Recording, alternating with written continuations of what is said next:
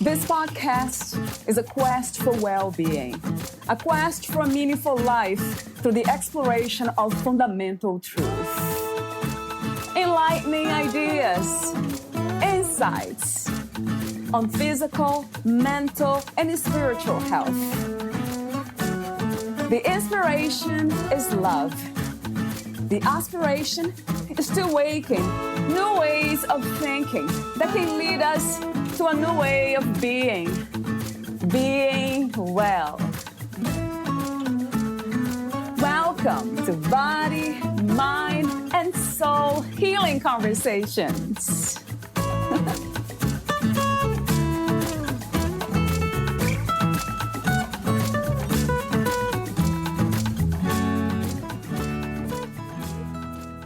Valeria interviews Wali Collins, the author of the You Never Know Book of Encouragements, Living a Regretless Life.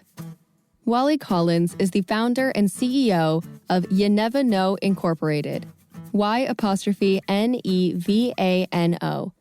He was born in Springfield, Massachusetts. The youngest of 3 children and the only boy, he had a lot of ambition and imagination as a child. Growing up, he loved to paint pictures and would sell his work to family and neighbors. At the age of 12, Wali organized the first dog competition in his neighborhood. A love for music led Wali learning to play the drums and becoming the youngest member of the New England Jazz Society. He studied architectural technology in college and was content on designing buildings until the urge to be a stand-up comedian came along. Through a successful comedy career, he has traveled the world, hosted TV shows, and had the honor of performing in events for 2 American presidents. You Never Know has helped Wali to succeed in all facets of his life. He feels a responsibility to share what he has discovered with the world. Wali realized the best way to help people get into the You Never Know state of mind was to come up with a product line and other tactics that will encourage people to go for their dreams. Meet Wali at youneverknow.com and walicollins.com. Here is the interview with Wali Collins.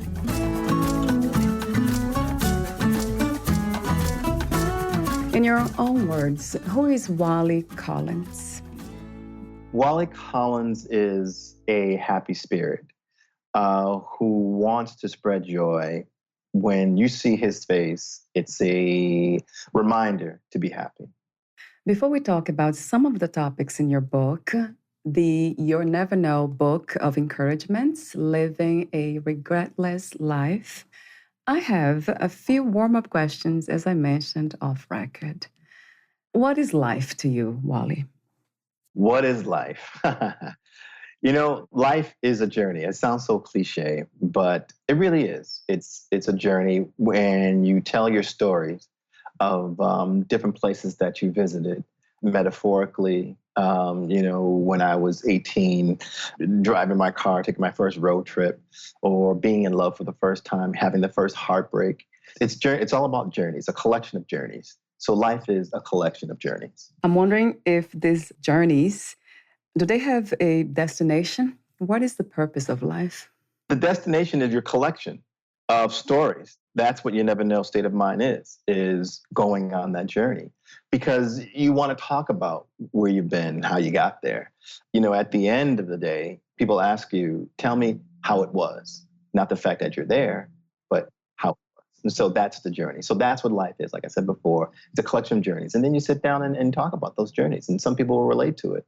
So it's a state of being all the time. It's not really getting somewhere. Right. Getting somewhere, you kind of are getting somewhere, because that end of that journey or that destination, it's almost like a little button or like a little pin you put there and say, wow, so that happened. And you're going to remember that. And it's a series of those things, and and then when you look at it that way, it becomes fun. So let me ask a question that you ask people around you, your family members and friends.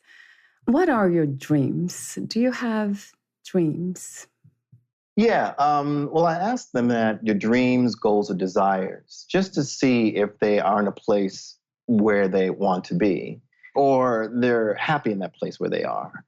And it gives them time to think, am I in that place where I want to be? Can I do anything to get there or closer to that? Can I point myself in that direction? So when I ask those questions, just to remind them, are you in a place where you want to be?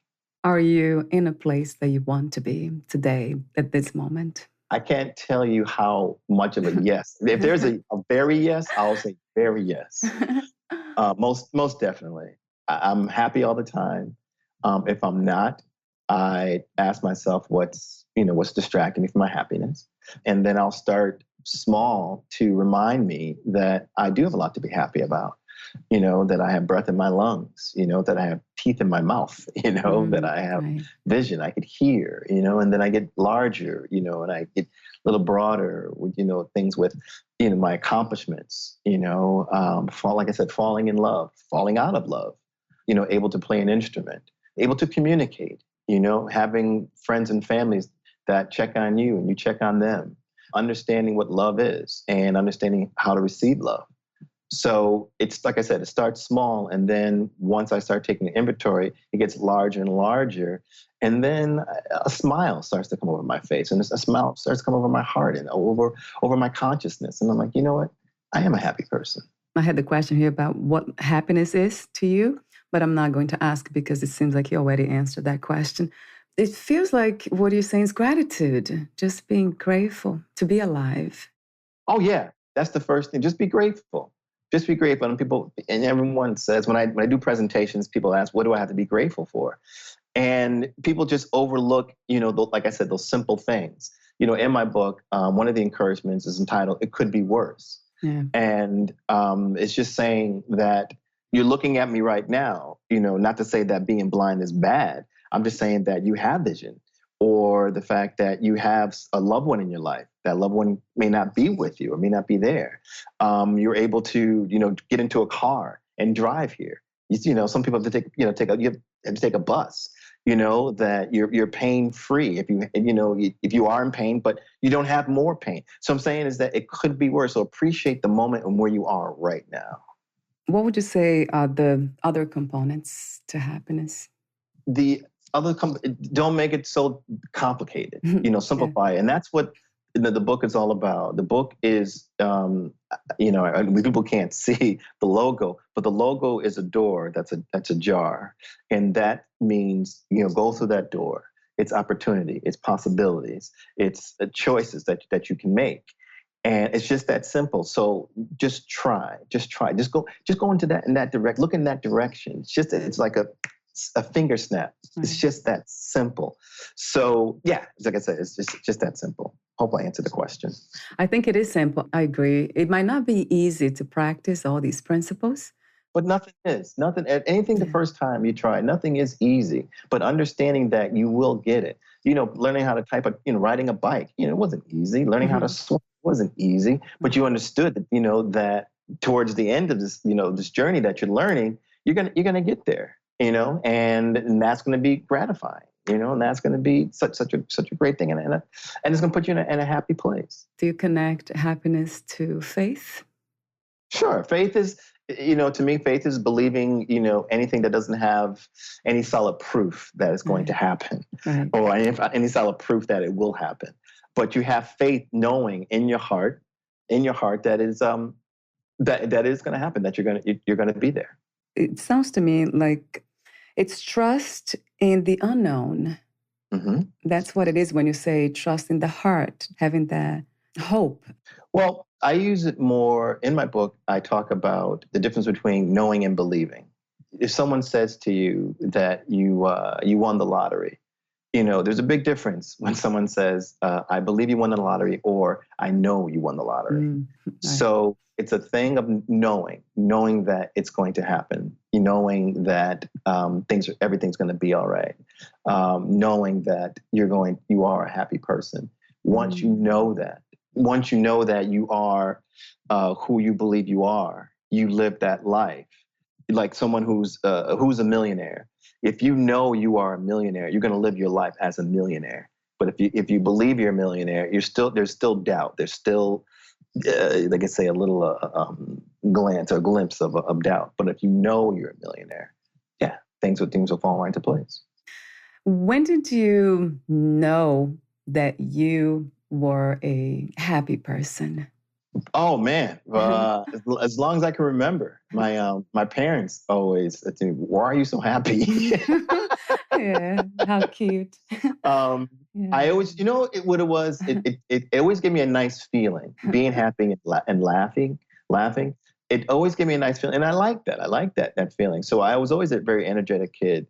I remember being younger that I would challenge myself to make a stranger laugh within a minute. Wow. I gave myself a minute to see the smile. And it was just my own little challenge that I gave myself. But I didn't realize that back then that I was, pushing out joy, just to have someone, an adult be comfortable in my space.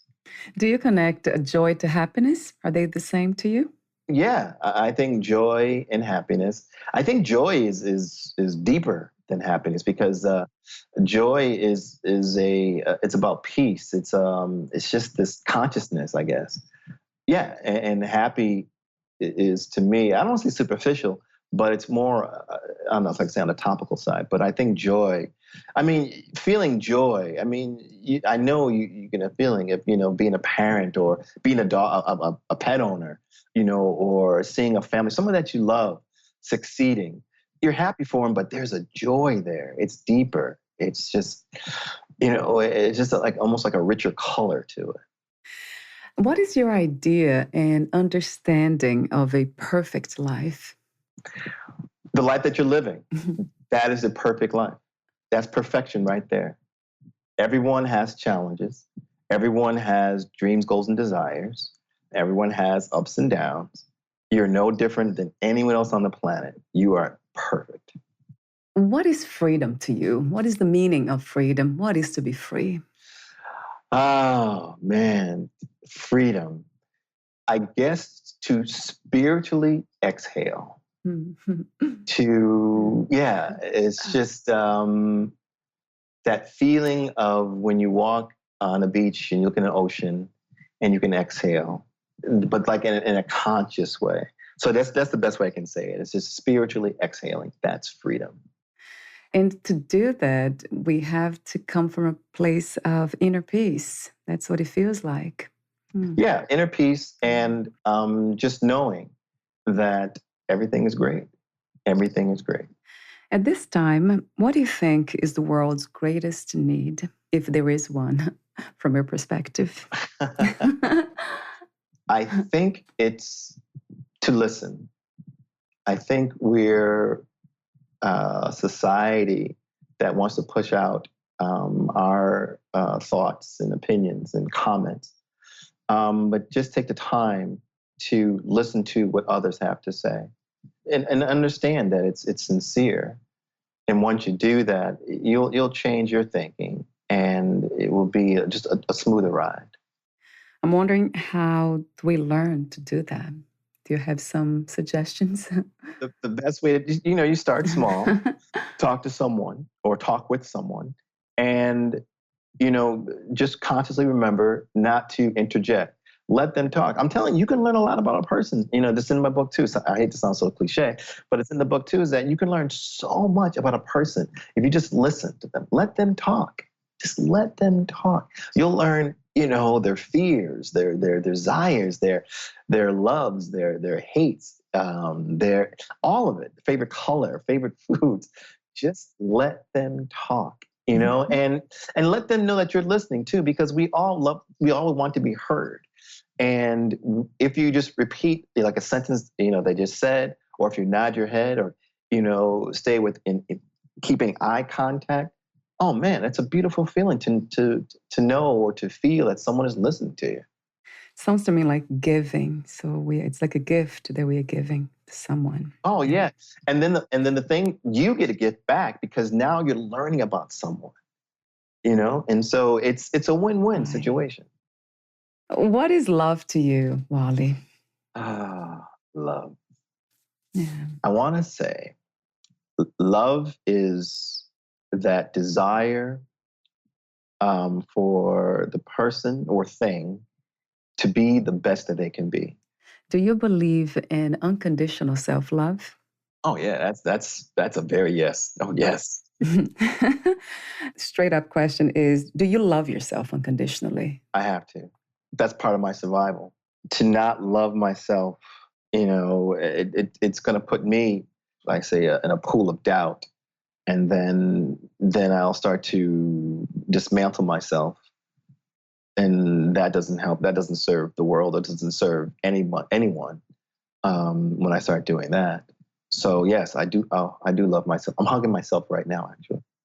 Question that comes to mind is when we are there, let's say in this space, in this state of mind and being of loving ourselves unconditionally, is there a possibility for doubt? Do we ever doubt ourselves again, or that it's completely gone?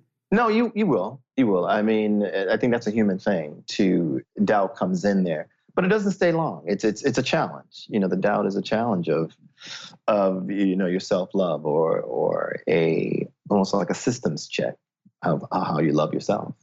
Okay, so doubts will still come, still be part of the journey, but it's not something that we will let for too long. Right. I like that. Right. Like I said, it's just a systems check, just to make sure that you're right on track and you're okay.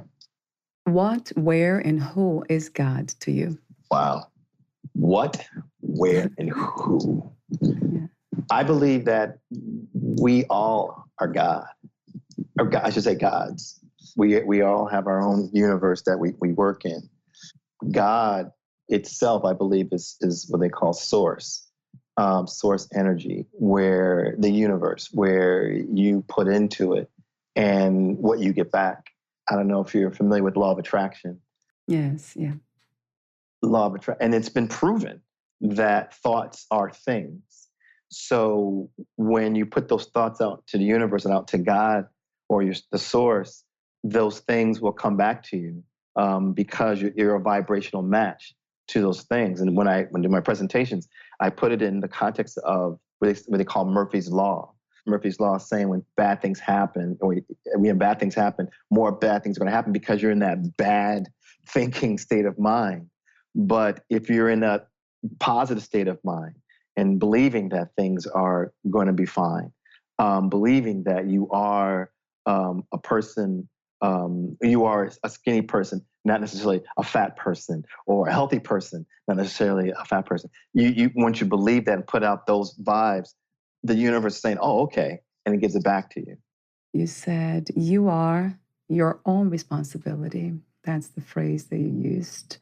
Yeah, that's powerful. Taking responsibility for our thoughts, everything. Oh yeah, definitely. I mean, you really think about it. It all comes from what we think. Every choice okay, I get so excited about this. Believe it or not, it's all a series of choices.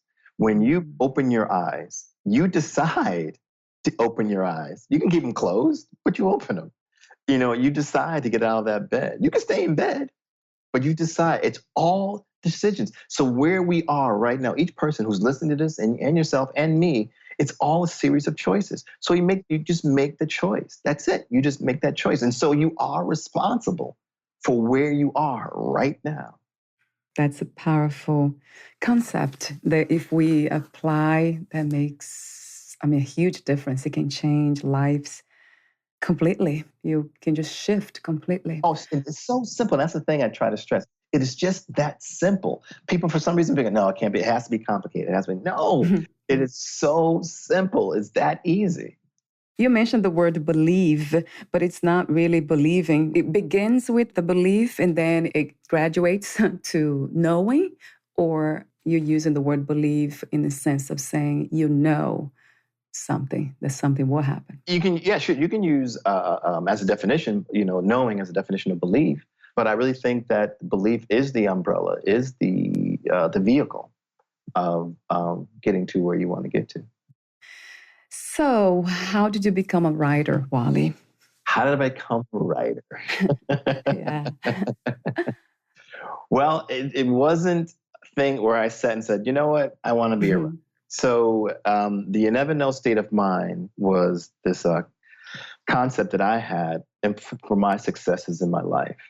And I wanted to share my happiness with the rest of the world. And so I started a website, and I would have weekly blogs, and I would just put these encouragements of blogs every week to kind of give people a goal, to give them something to work on for that week. I thought, you know what? How can I get this out to the masses? There are a lot of people who are not on the web. There are not people who aren't in the internet.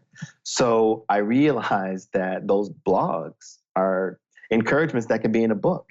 So I just took those blogs and put them in a book, and I just started doing the speaker presentation circuit. And I just said, listen, these books are available. And that's how I became a writer.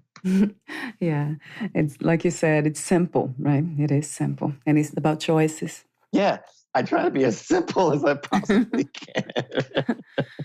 Why did you choose to become an architect? And how did you transform into a comedian? Well, I took the advice of my counselor in high school. I was good at math and I loved drawing. I remember having a meeting with him in his office, and it was one of those, career kind of questions. And what do you want to do with your life? And I remember him saying, this is so true. I remember him saying, because I remember him laughing, and he's like, you should be a comedian. But seriously, what do you want to do with your life? And right. And I was like, I don't know. And he says, well, you're good with math and you like drawing. Why not be an architect? And so, I took the advice of this man, who I guess knew my life better than me. And I said, okay. So I studied architecture technology, and then I started working in designing buildings. But my mother asked me, what would that question that I asked other people, if you could be anything you want in the world, what would it be? And I said, I'd love to be an actor. And she says, why are you designing buildings if you want to be an actor? And I said, well, I come from a place called Springfield, Massachusetts. No one famous ever came from Springfield, Massachusetts. And she said those 3 words, you never know. And that was like this sledgehammer to my head, like, yeah, you're right. I will never know. So I told her I didn't know where to start. She says, why don't you try comedy, doing stand-up, and then parlay that into an acting career. And the comedy part stuck because it was just so gratifying, so immediate. You get gratification immediately. You know if your joke works or doesn't. Soon as you're done with the sentence, you know what I mean? Yeah. And the trick is to have more laughs than not. And I was getting more laughs than not. And I really enjoyed that. It was just so immediate to make people laugh, complete strangers, and making them laugh. I just thought that was just so fascinating. So I stayed in comedy. I mean, I still act, but I just enjoy the power of comedy.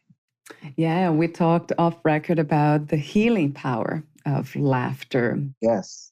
Yes. And, during this pandemic, people are rushing, to get entertainment. There's all these new streaming platforms because they want to escape. They need something else, and they want to laugh. And right now, currently, I'm not right in this moment, but I'm doing shows in Central Park, doing free shows on the lawn in Central Park. And we get big crowds because people want to laugh. People just need that. And it's very, very healing. Yeah. How do we know when we are consciously choosing, or we are just living from past choices that have now become these habits, and why not addictions even? I really think that those choices that you make, that it's going to be for the betterment of you.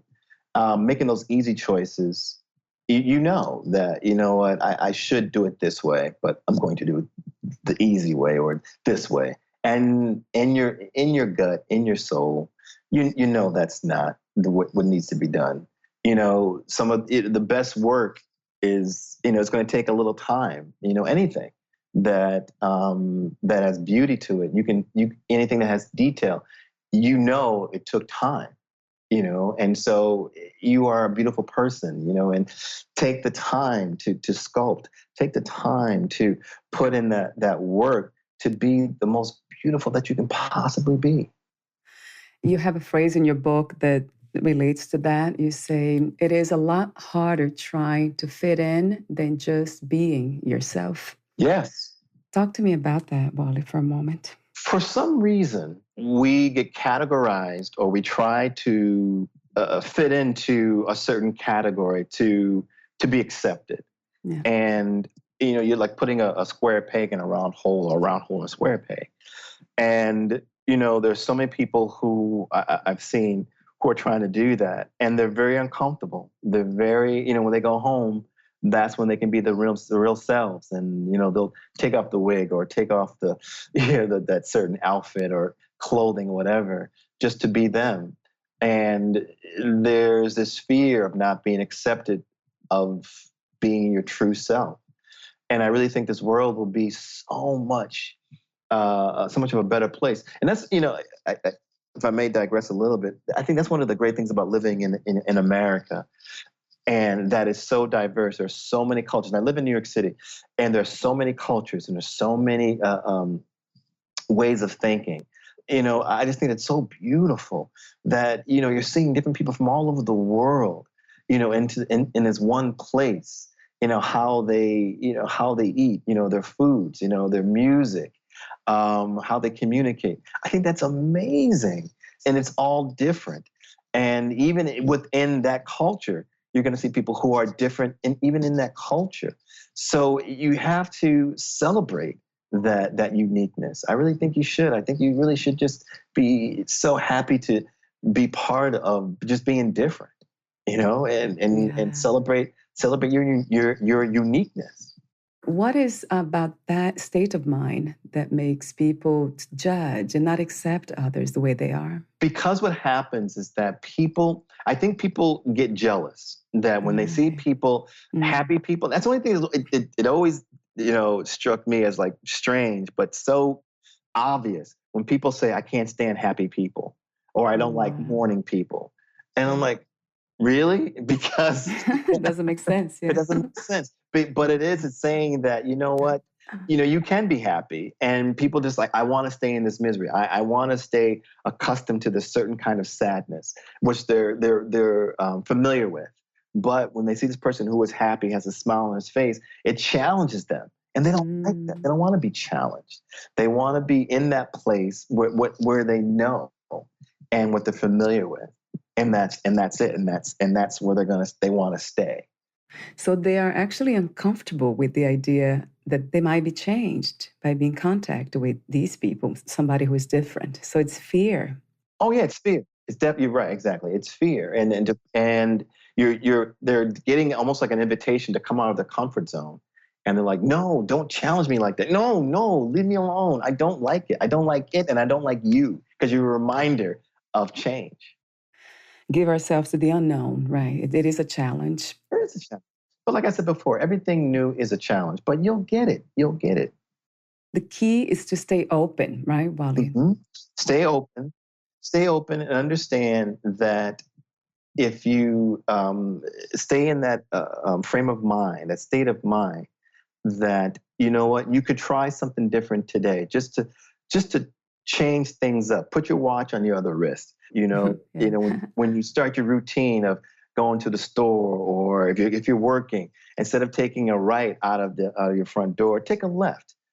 It's something that sparks, it changes your that routine thinking. And once you do that, you'll see a whole different world. And like I said before, it is just that simple. I can't stress that enough. It is just that simple. Yeah. It's easy.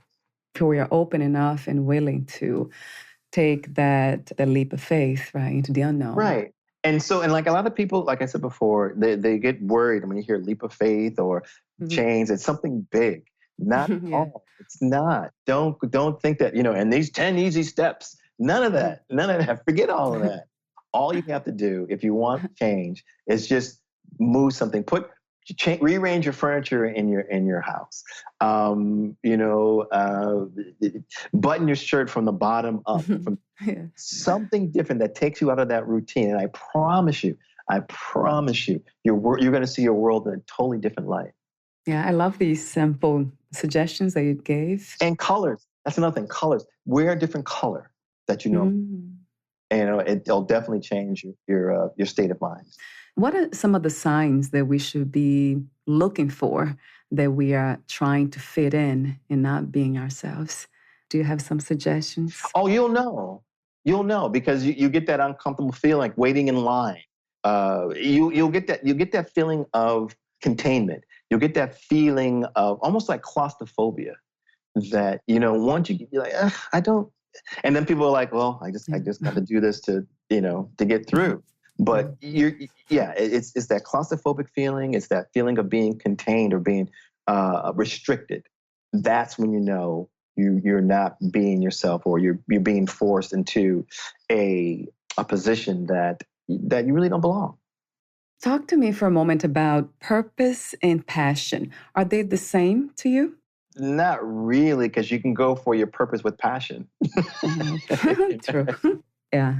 Passion is part of a purpose in a way, or the journey into finding our purpose. Would you say that? Yeah, sure. I can say that. Your purpose, and I guess that's the big question. Like, what's my purpose? Yeah.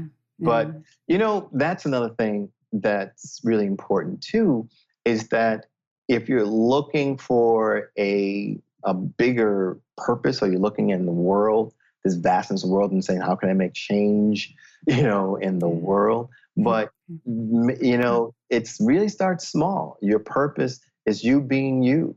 There's someone watching you, and you're inspiring someone, and they will, so to speak, take notice of how you're living your life. There's always someone watching. You don't know it, and just like the other way, it's like, there's a person you see every day, you don't know the person's name. You don't know where they come from, but you see that person, and for some reason they stick into your brain. And then it gets to a point where you look for them to see. And then once you look for them, you see them, then you start giving them their own kind of like personality and own kind of life. And, you say, well, maybe they're married, have 2 kids, and, they're left-handed, favorite color is orange, and all that. You know what? Someone's doing that to you. You don't know it, but someone's doing that to you. And so you are, your purpose is be the best that you can be, because someone is, watching you, and do it with passion. So it's a process of unlearning, isn't it? Because we have learned so much in complicated things. We do. It can't be that simple. It just can't be that simple. And so, people have a tendency, well, it was difficult getting here, so it's difficult getting out of it. So yeah, the whole thing becomes so almost unreachable, but it's so simple, and I agree. It takes self-awareness, and it takes being open. I really believe that, yeah. Anywhere we want to go in this journey of life, it's very important to be open. In your book, you mentioned meditation. So why is meditation important, and how did you learn to meditate? Well, it's very important because it definitely gives you focus. It brings you back to your center, so to speak. It's just one of those things, like I said before, law of attraction, that someone came into my life and asked me about meditation. And I really didn't understand what it was. And he taught me, how to do it. And it was just in a very simple way, very simplistic way. And I meditate every day. And it's 5 minutes, 10 minutes, 20 minutes. And it just helps your breathing. It kind of like I said, it brings you back to your center, and your heart rate, is steady. Your breathing is steady. And it's just so to speak, your thoughts are more fluid. And when you open your eyes, it's kind of like, okay, world, I'm back. I love this idea of meditation too, just being more in the moment, as a lot of people say, but basically it's just having this lightness to ourselves, breathing lightly, as you mentioned before, again, related to the freedom. So in a way, we can actually meditate in an active way as well. Oh, yeah. Doing something that you love is a way of meditating. People who wash dishes, if you wash dishes, that's a way of meditating. Even doing housework. I know it sounds weird, but sweeping is a way of meditating. Talk to me about telling the truth, how important that is. It's very important. At least tell it to yourself. Tell the truth to yourself. No one else has to know. No one else you don't have to share with anyone else. As long as you tell the truth to yourself, then you'll act accordingly. but be truthful to yourself. That's very, very important. In your book, you say something interesting. I think it's one of the title of a chapter is lazy is expensive. How is being lazy expensive, Wally? Okay. With the list. I'll give you, I'm trying to think of the one off the top of my head. All right. So someone litters, you know what I mean? Just has a bottle or a piece of trash and just throws it on the ground. Mhm. That's laziness. And the trash can is maybe 10 feet away. So now what happens is that you have to hire someone to pick up that trash, you know, Yeah. and put it away. But also laziness too is when you want to be in something that's convenient for you. Mm. Making your own meal, that takes work, but you can order a meal but that's expensive. You know, you're paying for that. So once you understand that you take the time and put the work in, not only will you save a lot of money, but you'll have a peace about it, saying, "Hey, listen, I got to this goal, and I was there and conscious the whole way at the end of this journey."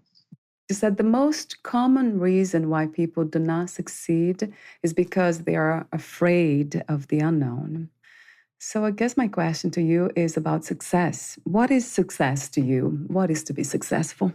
Well, to be honest with you, once you make that decision that you're about to take that journey, you succeeded. It's just that simple, because you got to understand that once you make the decision and you go on that journey to lose weight, to learn how to play an instrument, to learn how to ride a bike, to swim, succeeding or failure, it really doesn't have anything to do with it. Once again, it's that journey. In my presentations, I give examples of people who want to lose weight. You know, maybe they succeed at getting to a weight goal. People are going to ask them, you know, how did you do it? You know, they're not going to ask, you know, they're not going to move on from there. They're going to ask you, what was that journey like? And even the most classic and most cliche or prominent one everyone talks about is when, you know, when you go on a trip or you're on a journey, and like a little journey, like, you know, you're going to go visit family and friends or a work associate across the country. You know, you wake up, you get into your car, you drive to an airport, you get into a plane, and then you land, you get into a hotel, then you drive to see that person. And the first thing they say to you after they hug you is, how was your trip? So it's always about the journey. So you succeeded. Once you started that journey, you succeeded. Don't worry about, and then I was going to say, yeah. So then let's say you didn't get there. Let's say you fell short, whatever. You're still going to talk about that journey of how you didn't get there. So it doesn't matter if you fail or succeed. You're going to talk about that journey. So that's what success is. Success is getting on that path. And that leads to the subtitle of your book. And this is how we are setting ourselves up to live this regretless life. Right. I love that, Wally. So my definition of regrets is trying to weigh ashes. You're trying to put value on something that's burned and gone. This is where you start your new chapter. Yes, that happened, but you really can't do much about the past. But what you can do is start right now, your new chapter, and go on from there.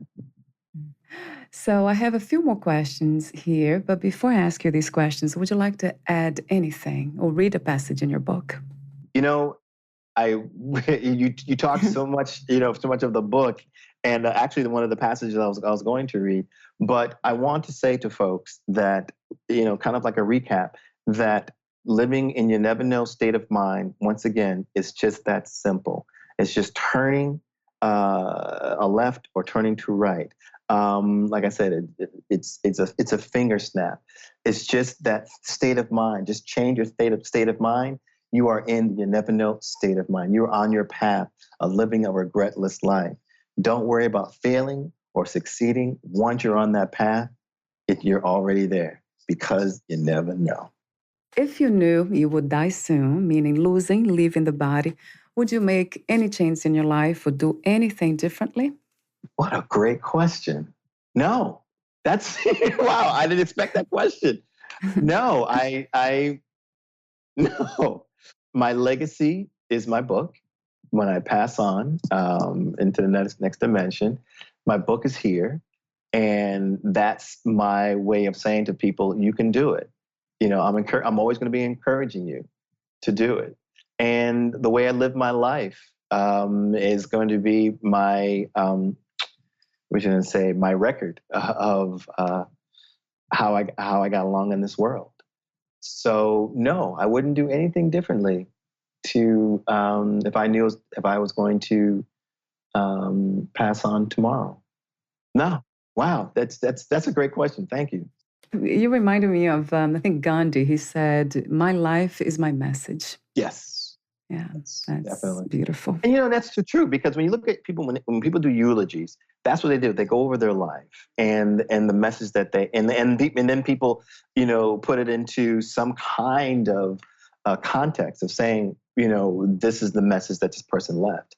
And everyone that passes and has who's celebrated or people talk about them, they're going to talk about what they did, how they affected that person's life, the one who's doing the talking. What are 3 things about life you know for sure as of this moment? Oh my goodness! Oh my, what a great. Okay, 3 things I know. Let's see, water. Water is very, very important. You have to drink water. That's simple. Yes. Love. Love is very, very important too. Love yourself first. Your captain, your coach, your mentor of you. So love yourself first, and everything else will fall into place. Listen. Just listen. Take time to listen. You'll get a lot more answers. Thank you so much for your presence, your wisdom, your profound wisdom, and your joy. Love how light and happy you are. It's beautiful. No, it comes from you too. I enjoy this talk that we had, and I feel your light through these what do you call it, technology. I feel your light and joy and happiness. So it's easier to talk to someone who's in that state of mind too. Mm-hmm. Thank you, Wali. Where can we find more information about you, your books, products, services, and future projects? Forgot about that. Well, first of all, get this book. The book is available on Amazon, ebook and the hard copy. Now, the way you spell it, you never know. It's one word, and it's YNEVANO.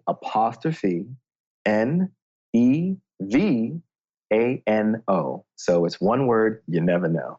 So that's always going to be a mantra in your head. It's going to be a reminder for you that, you know what, I'm going to try. I'm going to do this because you never know. And you can get this on Amazon, like I said, either the ebook or hard copy, or you can Google me, Wali, W-A-L-I, Collins, C-O-L-L-I-N-S. And I'm WaliCollins.com, youneverknow.com. I'm on Twitter, Instagram, and the Holy Trinity, Facebook. You'll find me. I'm here. Yeah, I'll have those links also on your profile. Great. Thank you so much again, Wali, and we'll talk soon. Thank you. Yes. Thank you. Bye for now.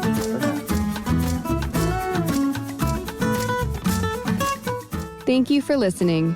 To learn more about Wali Collins and his work, please visit youneverknow.com and walicollins.com.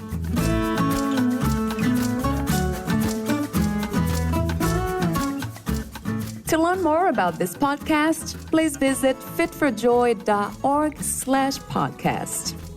I want to thank the Patreon members, Lawrence McGrath, Mark Basden, Terry Clayton, and Aidan Vickrock.